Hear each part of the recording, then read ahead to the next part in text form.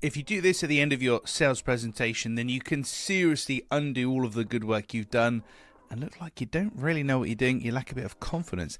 That's what we're talking about today in episode 736 of the Daily Sales Message podcast, where every single day I share a piece of simple and actionable advice that's designed to help you feel more confident and sell more stuff too.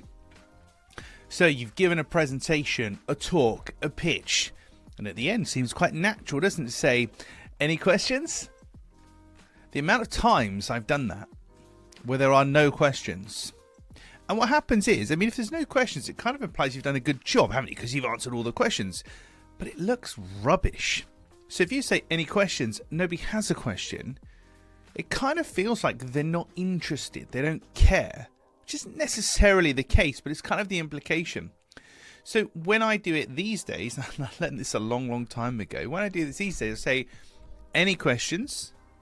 I'll leave a slight pause and say, here are the top 3 questions I usually get asked, or here is this, here's that. So I'll make a suggestion, and then we'll still have questions and we'll talk about it. But if you just say, any questions? And nobody says anything, it makes it look really bad. Like people don't care, they're not interested. And if you're giving an actual proper talk, rather than just a sales pitch, an actual big talk to a room full of people, and I've definitely done this is why I learned the pain of this, then any questions? And staring out a room of 100, 200 people, and you just kind of waiting for anyone at all to say, it's horrendous. So next time you finish a talk or a sales pitch presentation, you can say any questions. Of course you can, but suggest some questions. Don't just leave it up to the audience, because if you do, they might not have any questions and it just looks and feels a little bit rubbish.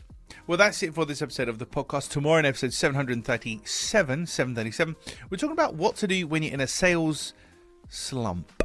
What to do when you're in a sales slump. We've all been there. It's happened to all of us. Even me. Who knew?